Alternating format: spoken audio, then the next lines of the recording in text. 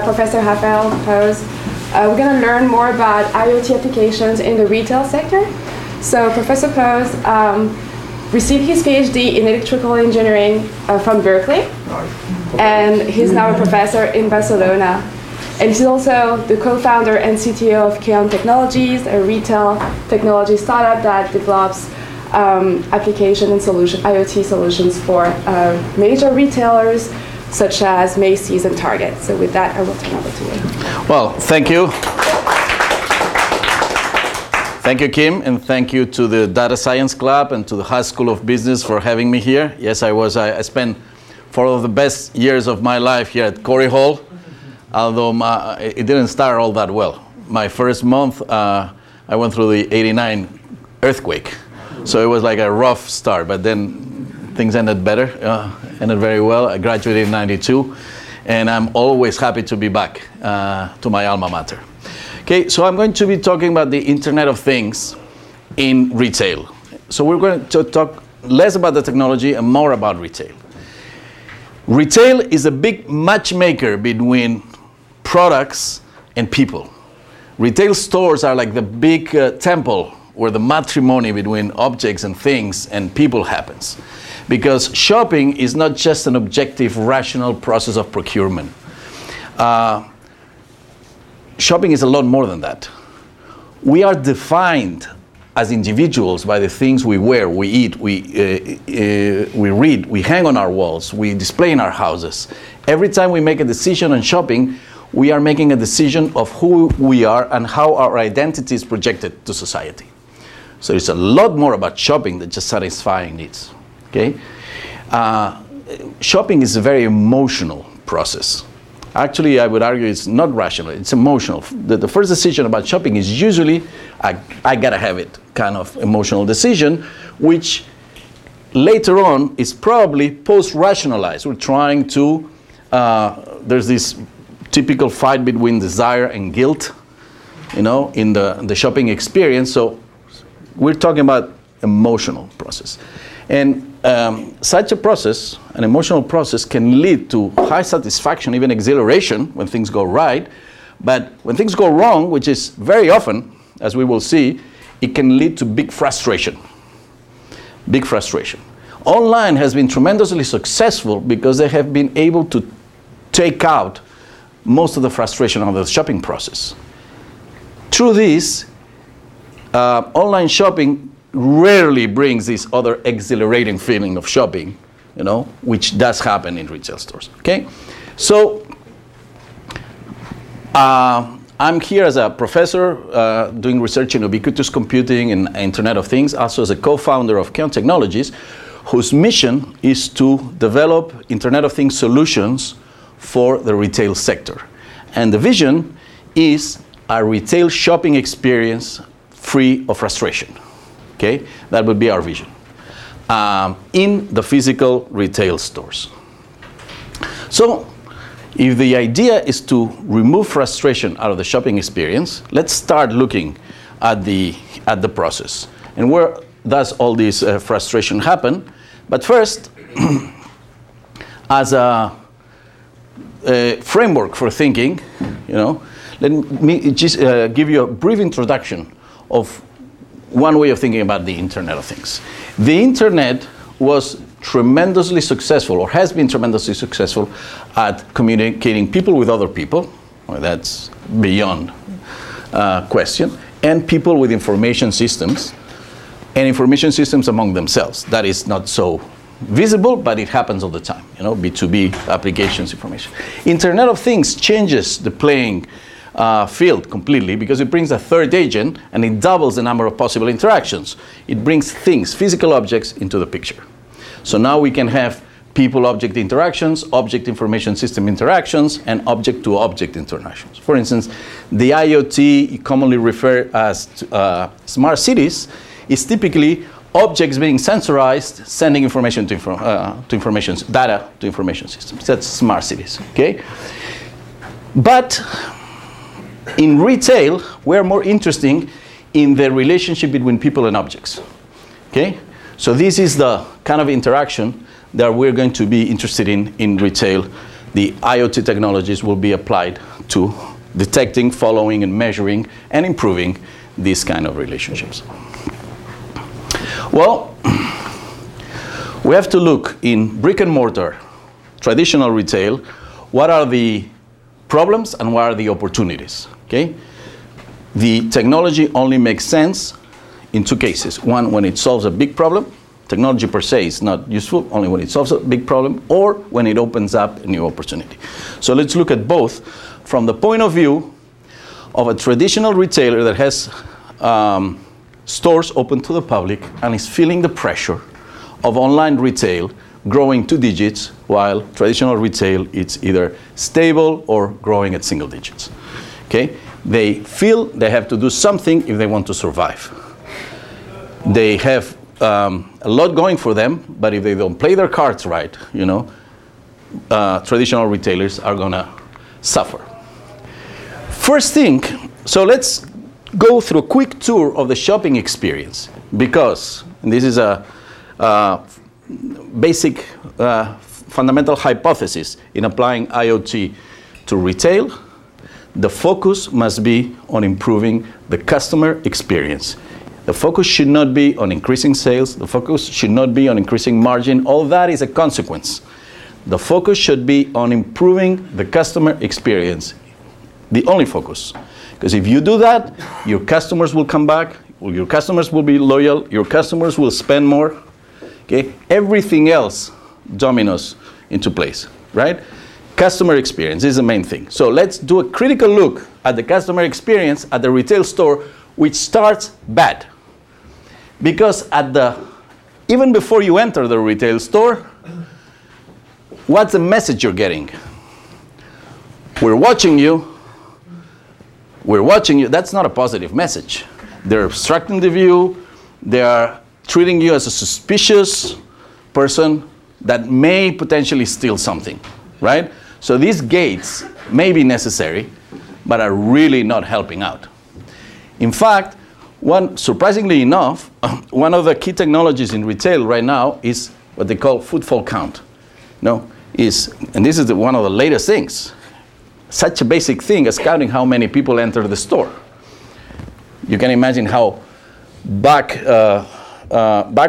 compared to online retail, traditional retail is. Imagine an online store that did not count how many people visit their website. It's completely unimaginable, right? So a lot of the retail stores cannot tell you how many people enter the store. So technology, footfall count is one of the best, one of the first technologies too, because it's one of the most basic data that you're going to get. It's fundamental, how many people enter my store. In that way you can start measuring conversion ratios and other things. So I don't know if you were shocked by that, but I was in the beginning, you know. Retailers don't even know how many people, many retailers don't even know how many people enter their stores. Well, it has been shown through studies that removing these gates increases the footfall. Not surprising, you know. And the vendors of these gates had done some initial studies, you know, that asking questions to people, are you affected by this? Does this bother you? And people tend to say no, because we're used to them. But in more detailed studies where they put sensors on the heart rate and the sudoration of the skin, you know, it showed that unconsciously at least, when people crossed this, they felt certain stress levels.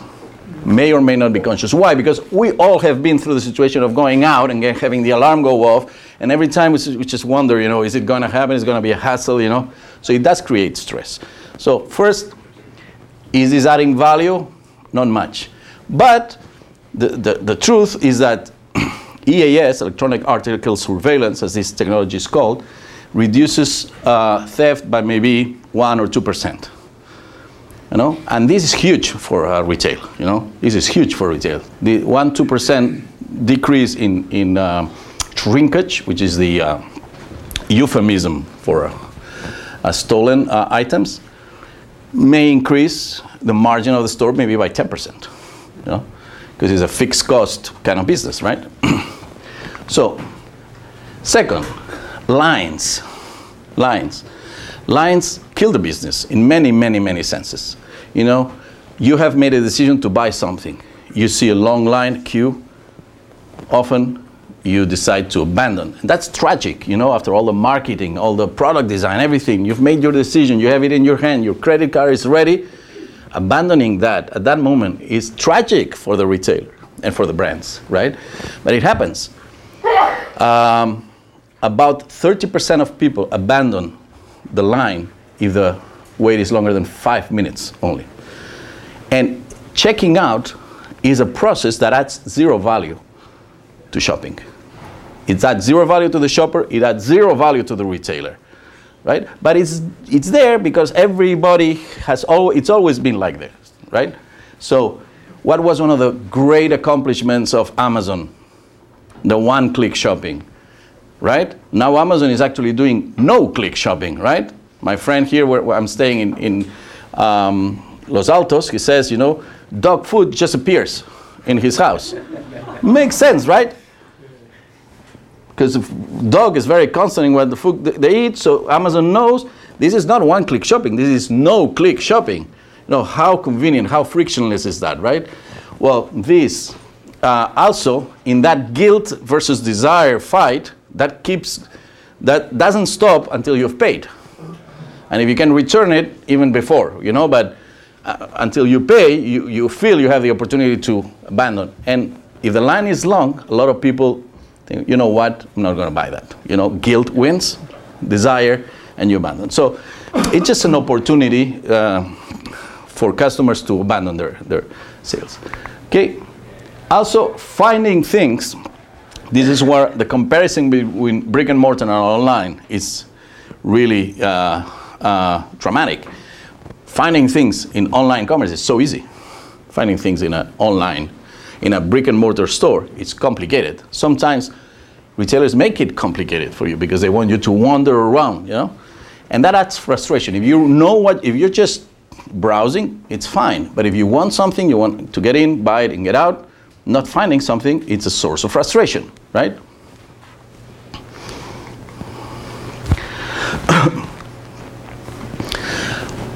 Also, finally, when you find the shirt, the shoe, the food that you were looking for, right?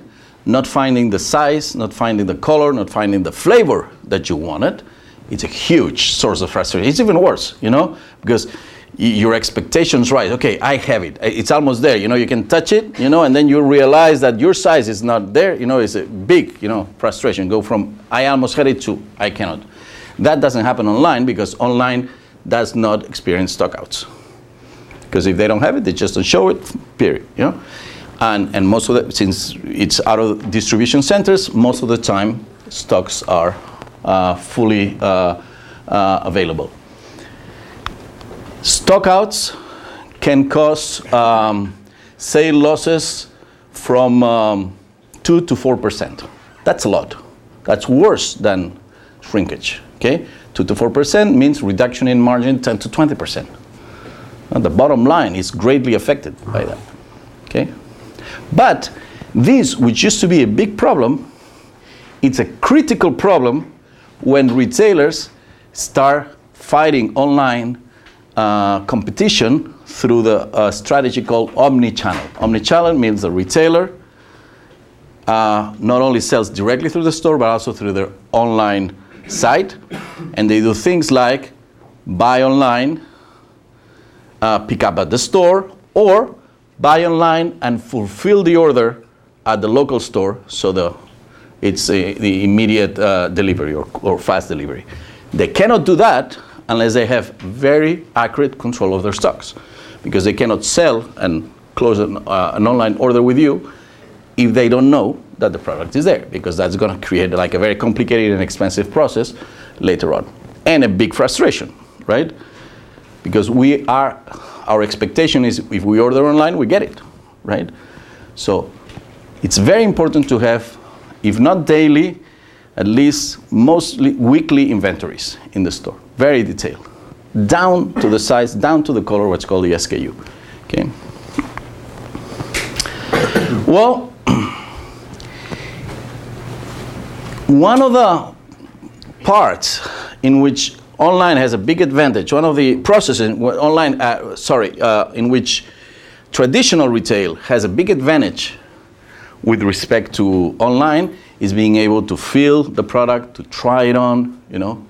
And so, but this is sometimes difficult and is not facilitated. You know, one of the places in which retail, brick and mortar retail could compete, they don't do it as well as they could. For instance, typical customer experience. Remember, always customer experience.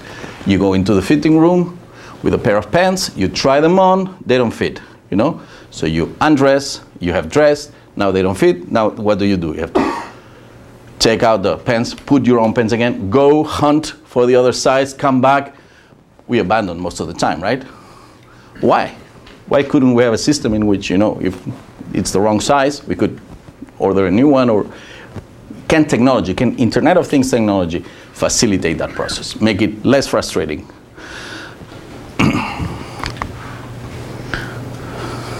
You know? So this is the fitting room example. I think there was a person from Oak Labs here. Well, Keonn Technologies has also fitting room technologies, which we will see. You know, this is the fitting room. The fitting room in the apparel in the apparel industry is where the conversion ratio actually happens. It's where we can measure it. You know, it's products that go into the fitting room that you can measure these conversion ratios. Very important. You know, it tells you a lot. But also, what products that have been in the fitting room actually get checked out. That alone, if you can measure that, and we can, I'll show you how, gives you really, really useful information about your products. You can have a clear quadrant. On one side, you can have products that do not create interest. That means they seldom go to the fitting room, versus products that create a lot of interest, generate a lot of interest. They go to the fitting room often. On the other dimension, you would have products that get purchased a lot and products that do not. Products that create no interest and don't get purchased, better get them out. They are just occupying space that should be better used by other products, right?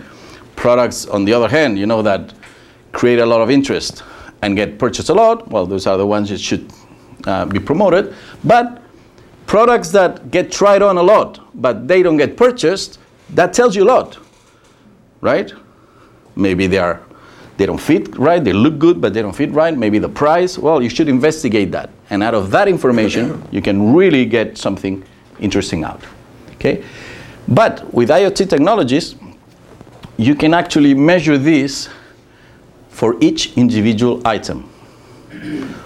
So, if that model is a good seller, but there's one product, one item that is going in and out, something's wrong. Maybe it has a defect, maybe it has a stain, right? And that's the reason, you know, you can act on that.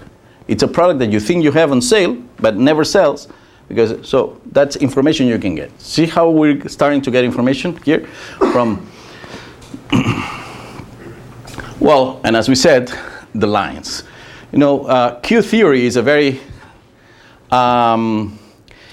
non-intuitive theory. You know, Q theory, it works in a way that small improvements in how you process checkouts can create very big differences in the queues. Let me just give you an example. You know, it's a very simple data example. Very simple. Imagine you can service a checkout customer every minute, right? And you have every 50 seconds a new customer to entering the line. At the end of the day, the line is really long, right? Every minute or every 50 seconds almost, you have a new line is 1, 1, 1. Okay. Now, if instead of 1 minute, you can reduce to 49 seconds, that's not a big reduction, right? How long is the line? No line. See? So, checkout, you know, but interestingly enough, retailers do not want empty lines either, because we are not rational, we are emotional. Remember that? If we were rational, no line, great. But we are not rational, we are emotional. No line, something's wrong. Too expensive, whatever, you know? Is that right? Yeah? So the control of lines is a really delicate thing. But you need to be able to control it. If you want 3 people online, fine. But you have to have the tools so that it's 3, not 2, not 10. Right? Because 3 people means 3 minutes, means people will not abandon. 6 people means 6 minutes, people will abandon. Right? So it's very delicate. You need very fine control. Right? If you want non-empty lines, but not too long, very fine control.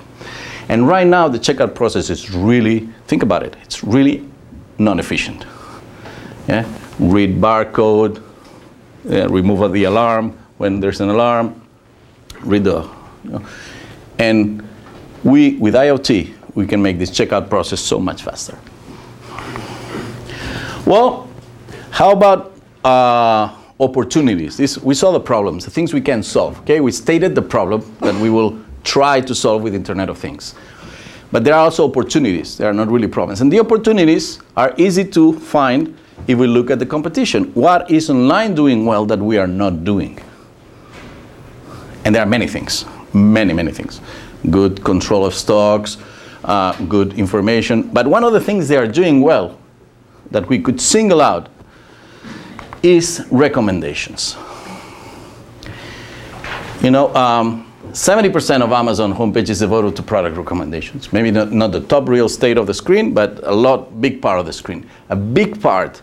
I mean, without the purchases coming from recommendations, online stores would not be profitable. It's actually the key to the profitability. Okay? This is why it's getting so sophisticated. This is why one of the big applications of data science is this. Is initially what they did was a statistical data set. They collected what's called the click stream data from all the shoppers, do statistical analysis, and out of these statistics, change the recommendation policies, change their website. Well, this is evolving and getting a lot more sophisticated, and now this is real time. They are not only based on statistical averages of data, it's based on your personal click stream. Your user experience is tailored to you based on what you are doing right at that very moment. Okay? The recommendation engines behind are extremely sophisticated algorithms, based on machine learning, on deep learning, and more, as more data is available, there will become more and more. We are seeing very simple examples right now, like Amazon knowing that my friend needs a bag of dog food every 5 weeks, right? Well, that's simple data analysis, That's just the beginning, Eventually, this will get much more. Can we do that in the retail store? Can we recommend? Do brick and mortar stores recommend products to customers? A little bit through mannequins, but that's very limited, right? Through expert associates, which are more and more hard to find, increasingly hard to find. But other than that, by placing products together, there's a little bit of that. But in general, retail stores are just beautified warehouses. That's all they are. Space with shelves, just a little nicer, with a little cleaner, a little better lighting, but they are just beautified warehouses. They do not sell. They do not recommend, right? And why not? Well, first, because they lack the data about what the customer is doing. There is no detection of the customer-product interaction. If we could have that, we could recommend. What do we recommend if we don't know what you're interested in, what you're shopping, These retail stores, these brick and mortar stores, are completely opaque from the moment we get in until the moment we check out to data. And we are out to change that.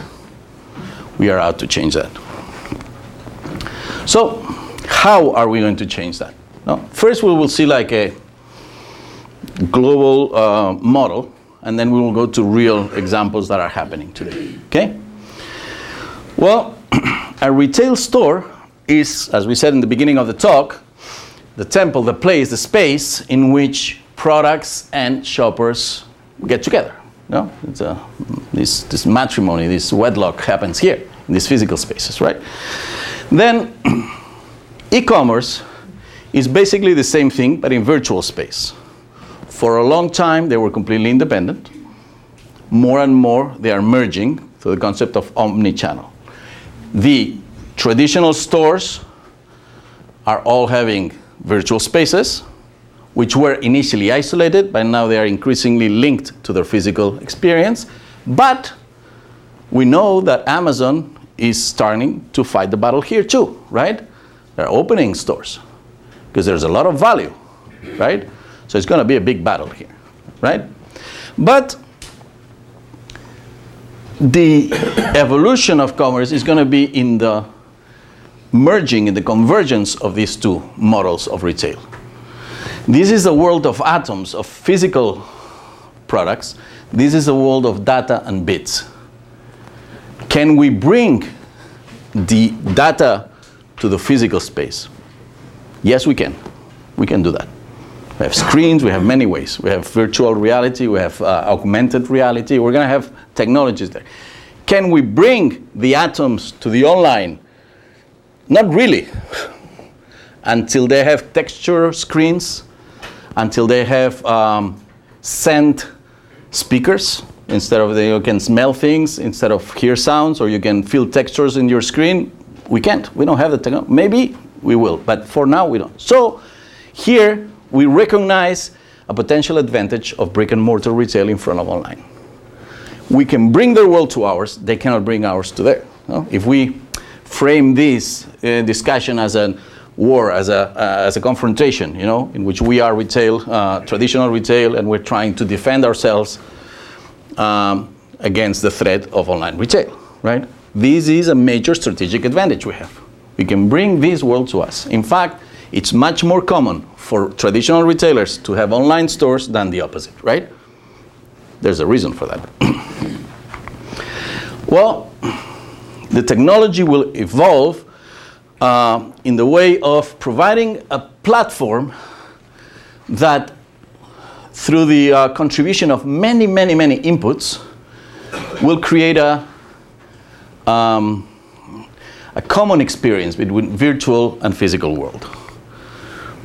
The inputs are many. Our content, you know, since this is an emotional experience, they play our emotions.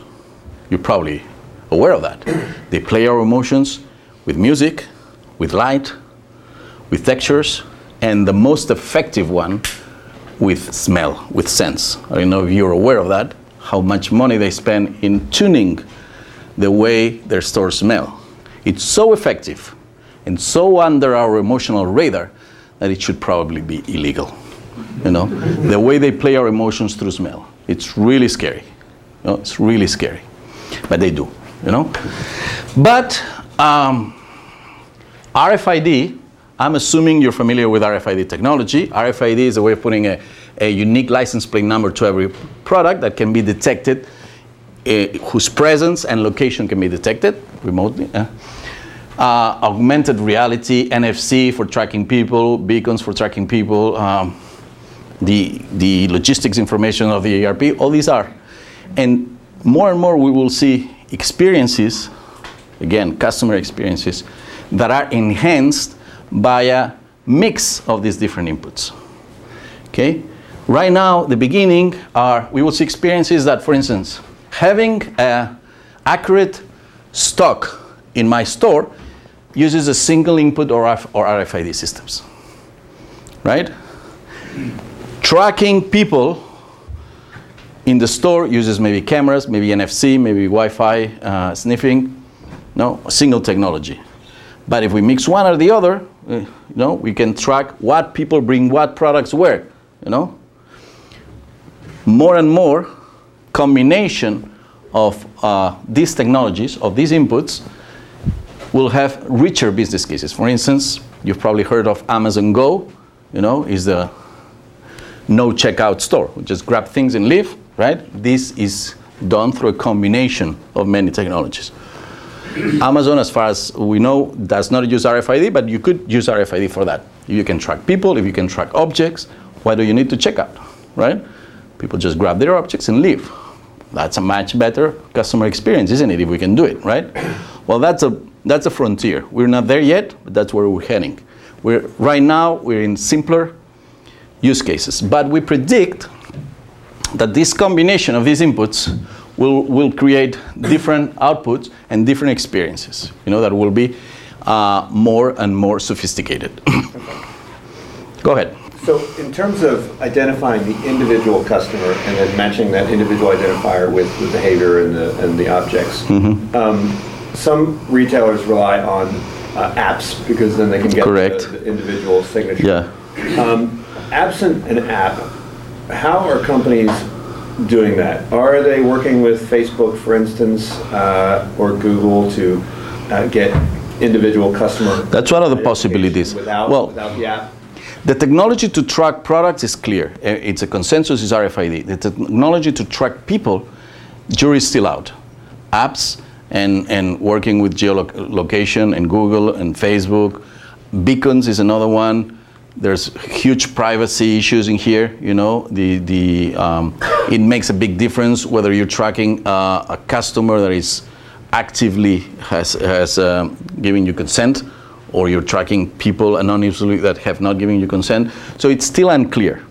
And the lack of consensus on what technologies to do is still stalling that. So there's not a lot of good cases out there yet, other than counting people and tracking hot areas in stores like that. It's coming, But remember, if we have to remember what online shopping was in the past, and that will give us a lot of insight into where retail is. In the beginning, when we shopped online, we were anonymous. Remember that? Or maybe you don't. But when you shopped online, you only identified yourself at the checkout, and that information was erased. The shopping experience was anonymous. Only later, you opened an account, and you had a history, and it became a personalized experience, right?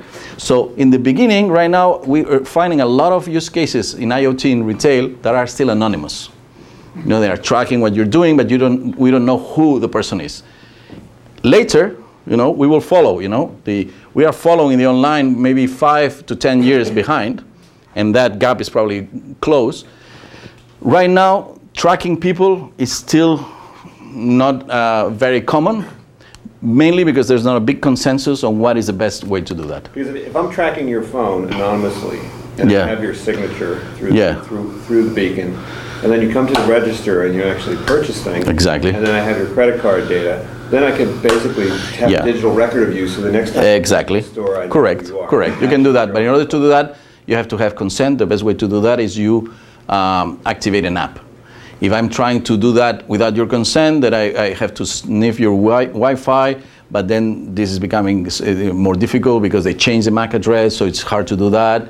It's borderline ethical to do that without people's consent. So the technology is there. What's not there is a consensus of what's the best practice and the best technology. For tracking objects, everybody is clear. RFID isn't. For tracking people, different people are using different video, computer vision, some people, beacons, other people. There are many. The jury's still out. We don't know. Okay? Now, the idea is to have an experience that is like online, meaning interactive, meaning things happen. I ask questions online, I ask questions, I get information. There's a lot of interactions in online. We want that in the brick and mortar store. It's personalized experience, and it's contextualized, okay? Depending on what I become interested on, the experience is contextualized to my activity. It's personalized to my history, and it's highly interactive. This is our goal. Well, with RFID, we can track interactions between people and objects, movements of objects. And that creates data points that were not there before. That opaque, that black box of a retail store all of a sudden becomes visible to some point, right?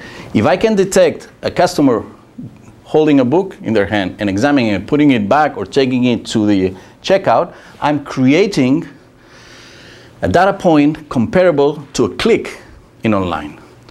We coined a portmanteau term called crick. Crick is a click in a brick and mortar store, right? So Now we're in the data part. Where is the data? We have created the data stream, and the data stream is the crick stream in the retail store, right?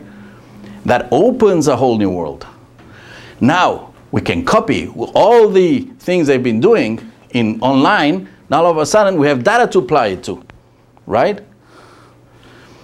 If you have some sort of way to communicate back to the customer, and we do, we have phones, we have heads-up displays, we have augmented reality, we have a lot of ways to communicate. Now we can act on that information, okay? So we can collect the data, we can convert this data into actionable data, which is information, and information persistent in time is knowledge, right?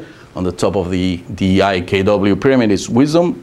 I don't have a good definition for wisdom. If any of you want to tell me, I'll be happy, But information and knowledge, it's clear, you can get that. You had a question. How much does the device need to put on the book cost?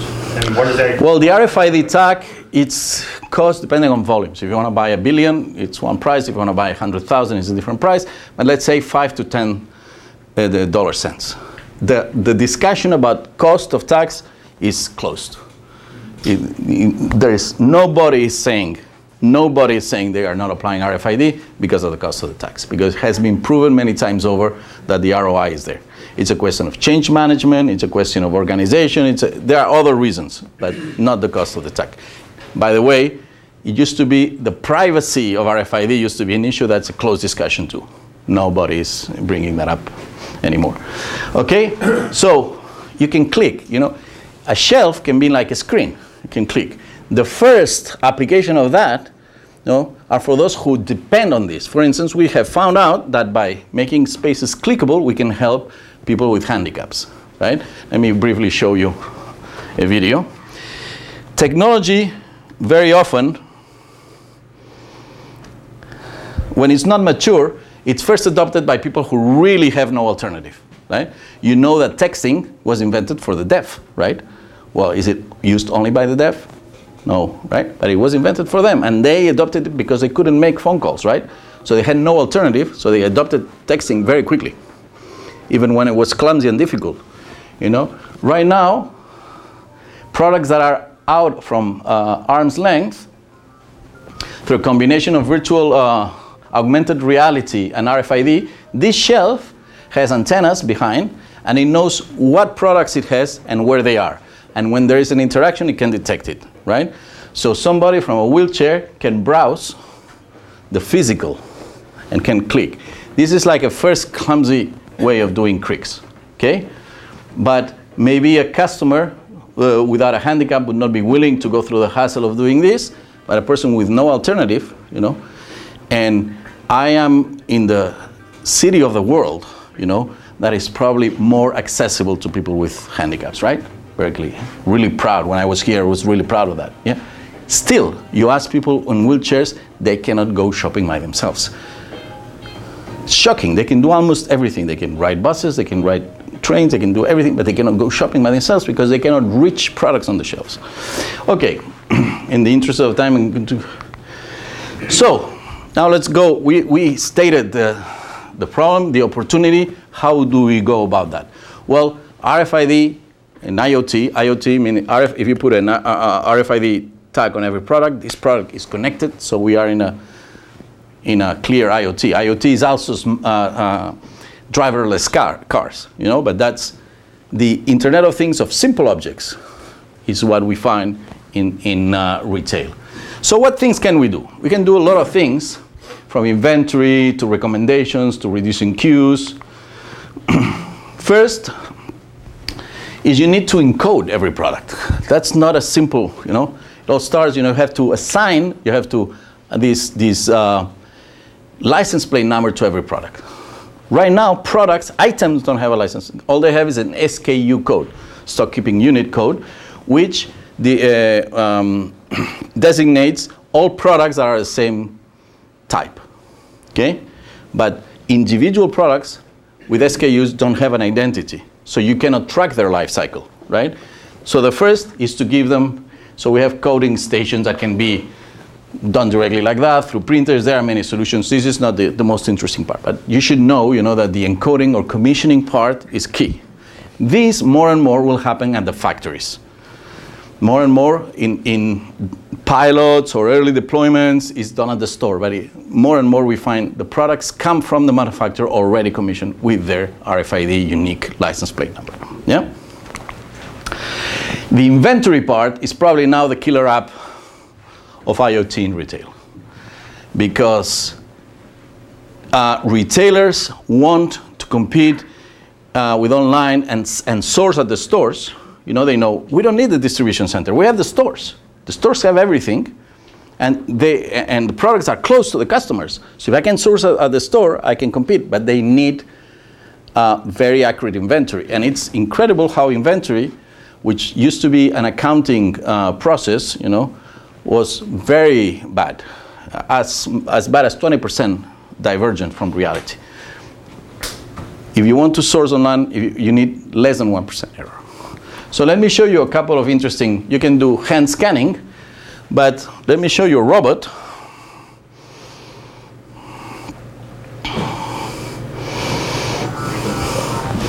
It's basically like a Roomba, but much more intelligent. It has a map of the store, it has lasers, it has SLAM technology, which is simultaneous location and mapping technology, and it has antennas, you know, and as it walks down the aisles, it's interrogating and it's downloading the position and presence of thousands of products per second. For instance, this is a store in Barcelona, but initially you have to drive it by a joystick just to create a map. But once the map has been created, you know, then the robot is autonomous and it can be commanded. This has been tested extensively at stores like Kohl's, for instance. You know, I've spent many nights testing this because it has to be tested at night when there are no customers. So it's kind of a creepy feeling, you know, to be all night in a close. But a store like that can have anywhere from 300,000 to 500,000 products, right? We can count them with less than 1% error in a few hours. That's a revolution, right? And we can also locate them. So that is, can you imagine the value of that data? You know, a retailer knows exactly what they have. And you know, what are the key products? There are two. The key products in an apparel store are the jeans wall and women's intimate. What do these two have in common? Not really. What they have in common is they have double sizes. Jeans, you know, have waist and inseam, right? And bras also have two sizes, right? So the explosion of sizes means that the number of units per SKU is reduced. So the sensitivity to stockouts is much higher. So every retailer, you know, wants to keep. Then they want to count everything, but the most critical one is this, you know, because the number of units per SKU is small. Okay, let's continue. Also, smart shelves are something that is still not happening, but for some products will eventually be very useful. Smart shelves is real-time inventory and location. It's expensive infrastructure to install, but instead of having daily inventory like we would have with the robot, you will have minute by minute inventory. And a smart shelf is actually crickable in the sense that smart shelf can detect interaction between a product while the robot does not, because the robot just does the inventory, right? So this is you saw the handicapped person before. This is bringing it to the store. So if you grab one of these things, you know, in a screen, in a projection, in a heads-up display, you can get recommendations, opinions, comparisons. You can have the atoms, the digital data brought to you. Also, the same idea of smart shelves can be for displays, but this is more for the brand. There's a business case that's called the vendor managed inventory, you know, in which stores don't manage the inventory, the brand does. In order to do that, this is greatly enhanced if they have real-time information of what products are at each store. Well, IoT in retail can do that for them, okay?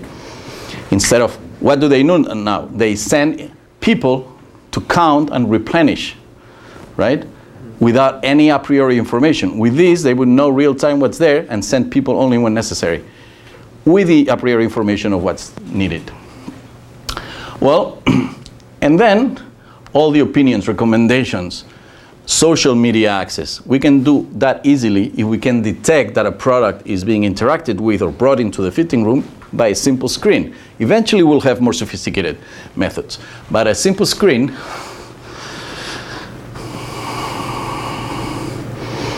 for instance in the fitting room, good technology is invisible. Ubiquitous technology is invisible. In this case, there is an antenna hidden overhead that just by walking in detects what you, and there's this wow effect. You say, our customers that experience this, first thing they say is, what a coincidence, you know?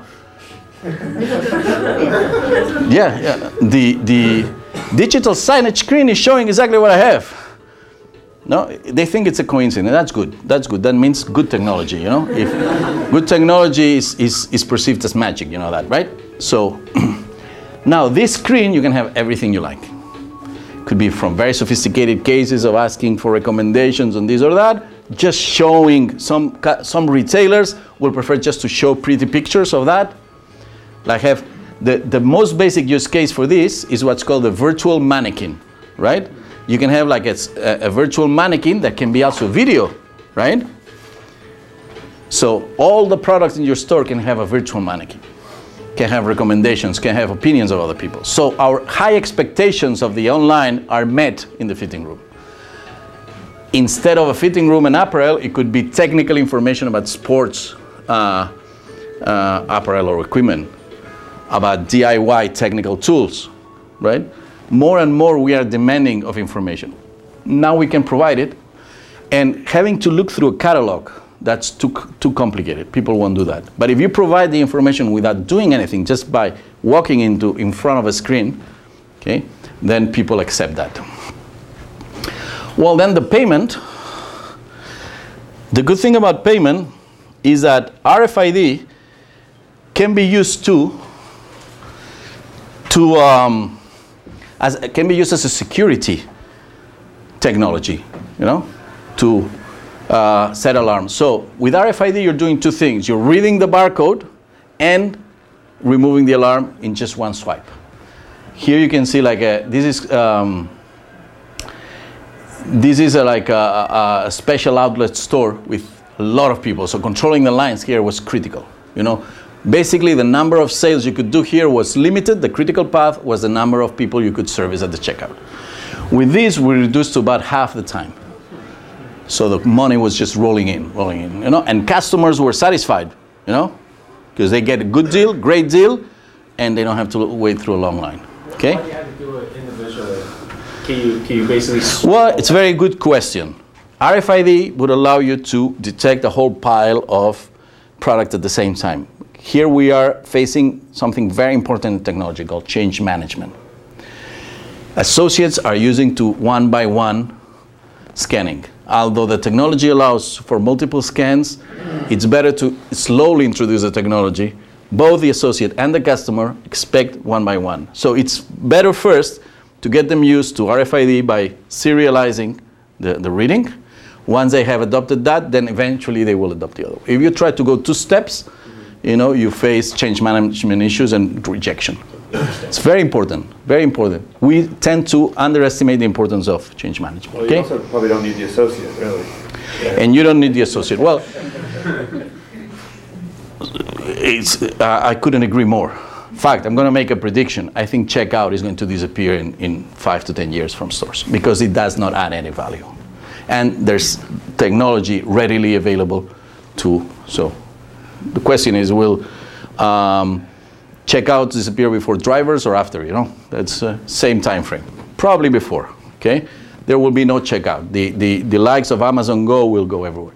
Self-checkout is going to be the thing, you know? And in fact, it's very, self-checkout is very easy to do with RFID, with IoT, okay? Well, I mean, it could ultimately just be self-walkout, right? Not self-checkout, just walk out. Again, change management. Self-checkout, it's a stepping stone towards just walk out kind of thing, right? I think just walk out is probably too abrupt of a change. You know, first self-checkout, easy, you know, just detect your products, tap and go, and you leave. When we buy, we hear the beep at the checkout cashier, right? Beep, beep, beep. We want those beeps. You know, we pay for them, we want them, you know? Until next generation, they may not be hooked on that, but we want these beeps. They are emotional things that we are not even aware that. If we go out of the store without our beeps, it's like we're cheated of something, you know? And this is one of the reasons to serialize things, you know? I buy 3 things, I buy 3 beeps. I'm paying for them, I want them, you know? Do we have technology that can weigh stuff without weighing individually? Yeah, and for self-checkout, weighing is used a lot. Weighing is used a lot. For instance, people, you know, could change a label from one product to the other and try to, you know, check out a product. So they do redundant checks with weight and things like that. Yeah, weighting is one of the technologies that use in self-checkout and no-checkout technology. So you mentioned that the cost of RFID is trivial, but I would imagine that, you know, it ceases to become trivial when you're talking about a single green bean, right? So not really. It's surprising. It's not the price of the product that counts. It's the price of is a value you get out of. Let me give you an example. One of the pioneers in RFID use is a sports European retailer called Decathlon. Okay, those of you who are from Europe probably know them. No? Huge French retailer. They have 100% tagging of everything. And some people were saying, you know, products under $30 will never be tagged. Well, most of the products are under $30. 100% is tagged. They have tennis balls that cost $1. They have a tag. Everything has a tag. Of course, you know, garments will have a sewn textile tag, and the other ones will have a cheaper paper label. Yeah? Everything. The cost of managing tagged and untagged products is higher than the cost of tagging everything. No? So at the end, retailers that adopt RFID adopt it for all products. The idea that some products may be tagged and some others may, it's just not happening. That's the experience, you know. It's just not happening. Well, and finally, you know, with RFID, you can protect your store unintrusively. You know? Even invisibly. You can have mats. See, this is a Barcelona airport. It would look, this store is unprotected, but it's really protected. It's full of antennas right here, under the invisible. You try to steal something, the alarm will go off. But you are not sending the negative message. You are not obstructing the view of the store. See? Is there an element of the scanners, though, that is a deterrent to people? Like a warning saying, if you come in, we're tracking you? So like. Well, some people have bought this from Keonn, and they have asked Keonn to install dummy gates. But they say, okay, put a gate here and another one there. You know, with gate technology, it's too far. It wouldn't work. You know, I don't obstruct the view, but I still send. So that's a call for the retailer to make. And that depends on the culture of the country where the store is, the type of product. It depends on many things, you know. That's a call for the retailer to make. Luxury stores want to be protected, but they don't want to send that message. So luxury stores, and we have a lot of customers that are luxury stores, prefer completely invisible technology. They have lots of technology, but completely invisible. Okay? So this is just, and finally, you need, the cloud is the greatest gift for this, you know. It makes deploying easy. It makes data convergence trivial, you know. All of these products, all of these checkouts in stores all over the world converge to a single data repository, okay? Which is in the cloud somewhere, wherever Amazon or Microsoft Azure decide to put their servers, that's where the data is. And it's immediately available, okay? So the cloud is an essential tool. Probably, you know, came at the right time.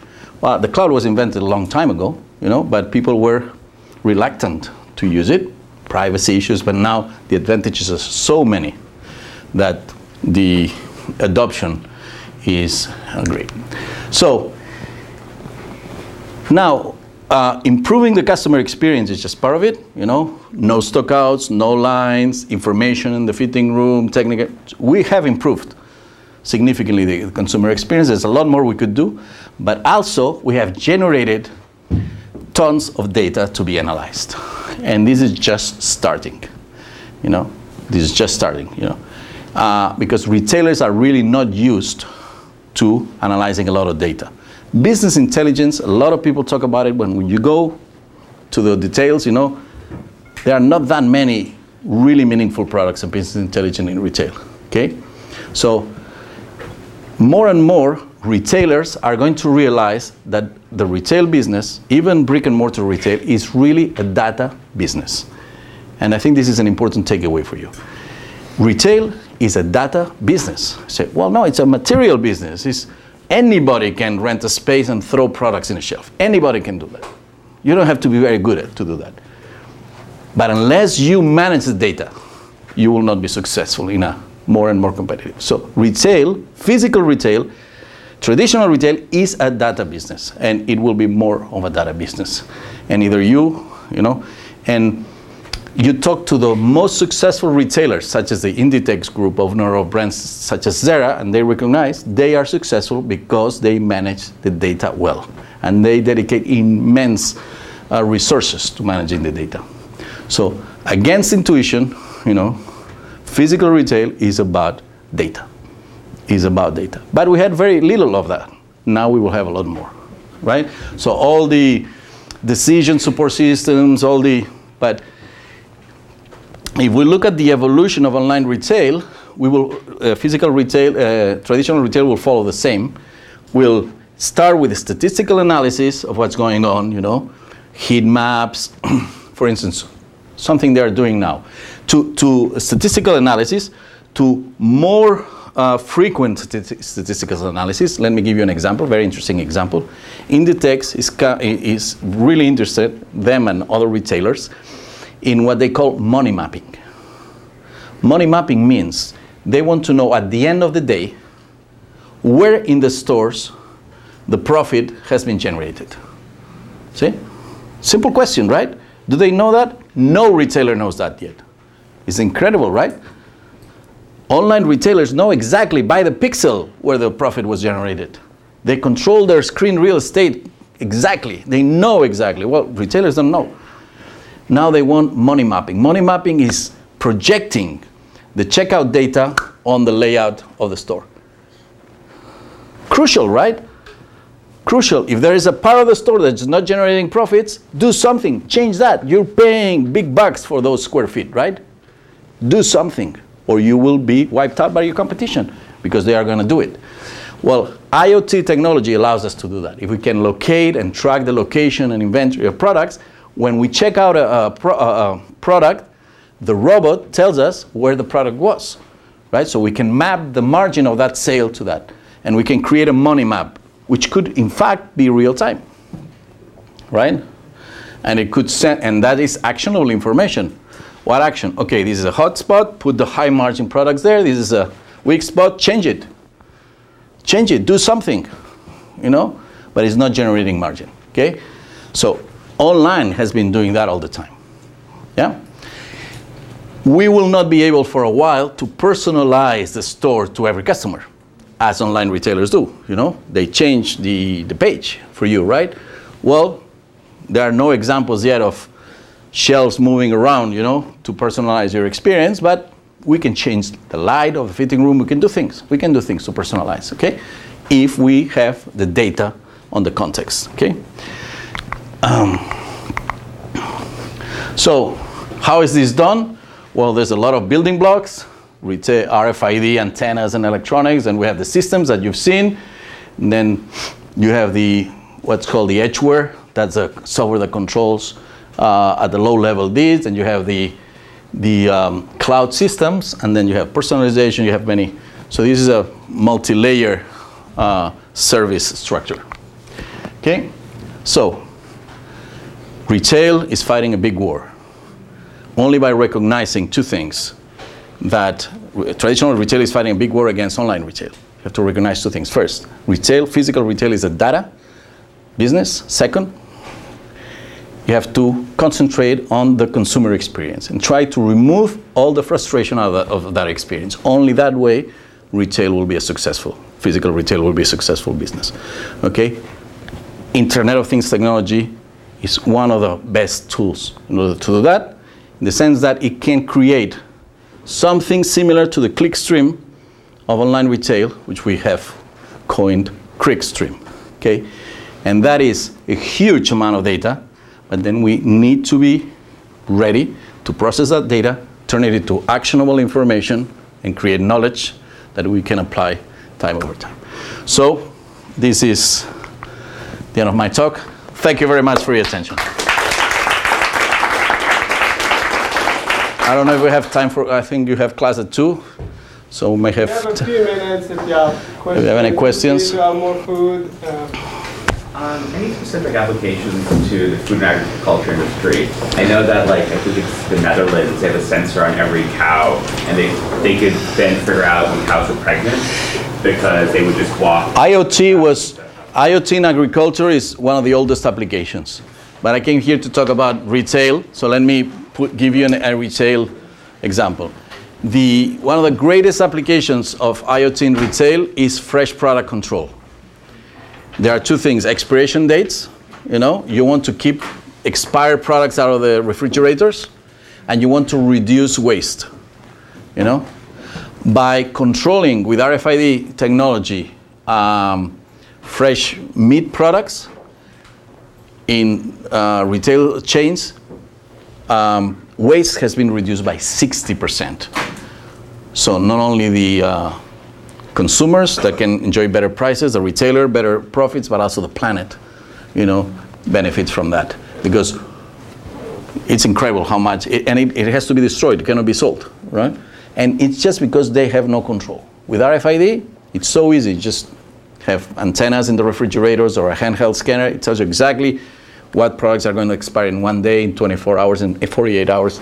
So just to give you an example of in agriculture, in retail, which is the focus of today's talk. I had another question. What's the accuracy of the localization with RFID? How do you... Very good question. Depends. You have, for inventory, you have 4 options. One is handheld scanner.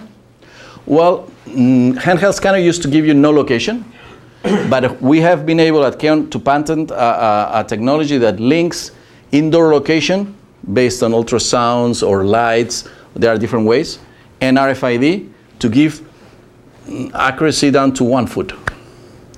The robot, because it has very powerful antennas, can give you an accuracy of 3 to 6 feet.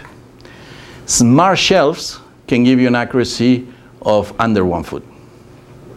And another technology that's out there are overhead antennas. Overhead antennas are just antennas that are placed like lights on top, and they can inventory in real time what's in the store, and that would give you an accuracy of maybe 6 feet too. Okay, that answers your question. So, How expensive are these antennas? sorry? How expensive are these antennas? Well, the antennas is next after the tag is the cheapest part of the RFID antennas grow depending on their gain and different things go anywhere from $30 to $300. The antennas, but then you need the electronics, and you need the software. Yeah. So how does a clickable shelf would impact the customer experience in front of the shelf? Okay, smart shelves are not selling much in retail yet. They are very, very popular in healthcare, by the way, but in retail not so much. But a simplified version of smart shelves is becoming increasingly popular. It's called Lift and Learn. Lift and Learn is a simple shelf with 3 or 4 sample products. When you pick up one product, the screen shows you information on that product. This is from the last 6 months. It's very recent. It's becoming really popular. It's a way. It's like clicking on a product and getting information online. That is the closest thing you can get, right? But those are specific sample products. Eventually, this lift and learn will happen with every product in the store that's stored in a shelf, right? It's like there is a screen on the shelf, and when you pick up the product, and it's either a screen or a projector. Or projector. Yeah. Eventually, information can be sent to your phone or to some heads-up displays. Yeah. Go ahead. So with the drone delivery, like 15, 20 minutes delivery that's Amazon's predicting, and free returns, free exchange, do you really think there's going to be growth or opportunities in brick and mortar? Yes. And there's an expert guru that gave me the answer to that. It's called Elena. She's 18 and she's my daughter, you know. And she practically only shops online, right? But one day she turned, you know what, Dad? I also like to go to the store. I said, well, that's a gold nugget, you know. I asked, why? Because I want to see other people. I want to hear the music. You know, I go with my friends. I want to see how the associates are dressed. Well, we have to play that card, you know. And there's the immediacy, you know. Drones, maybe, yeah. But there's a social aspect. People are social animals. And there's something that draws us to public places. Just let me give you a very easy example. This rational train of thought would predict that movie theaters would be closed, right? Are they? They're not. Why? We don't know. The social aspect of our of human nature is probably a big part of that explanation, right? The big screen, the good sound, that may be part of it, but it's not the only one. Right? You can have huge screen for very low price now at home, very good sound system, you can download any movie you want. We still go to movie theater. Why we do that? But we do. Maybe not as much as we used to, but we do. So for the same reason, retail stores. But they cannot be complacent. They have to get their act together. Yeah. You talked about making the data actionable, and so there was a slide that had the dashboard of the store and the different metrics, but that's not really actionable. That's a stage 0 or 1 of it's a statistical analysis and give you trends. You know, that's not. Is there a part of the program or the product that is analyzing what activity in a store and then recommending changes, but also taking into account what changing one display will do to other metrics? Well, the more actionable part is happening at the fitting rooms. This is why it's a really hot topic, fitting room, interactive fitting rooms, because you detect what's in there. You know, you can recommend through the screen, but you can also send orders to an associate to bring something, not to just recommend something in the screen and wait for the customer. You know, that particular case, we did an analysis and we saw that. By analyzing by product category, all products went to the fitting room, but handbags hardly ever went to the fitting room. And we asked, why is that?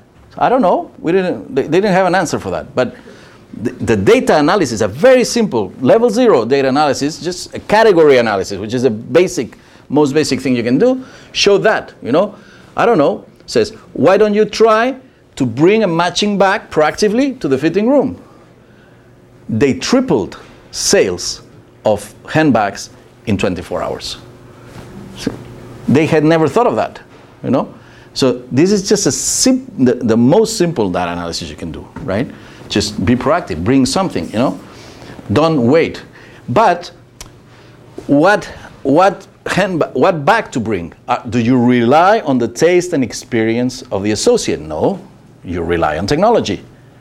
You have machine learning or a sophisticated algorithm send an action to the handheld of the associate, pick up this bag and bring it to that, right? You don't rely on the experience, on the learning curve, on the training of your associates. You could, but you don't have to, right? You have a system act on you. So the associate is doing what the screen HTML would be doing for you, right? But you have your handbag in your hands. You can see it on you. We have an advantage here in front of online.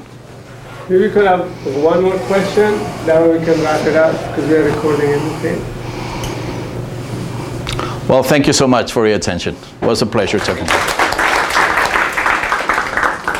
We have a little token of appreciation. Oh, thank you so much. Thank you so much.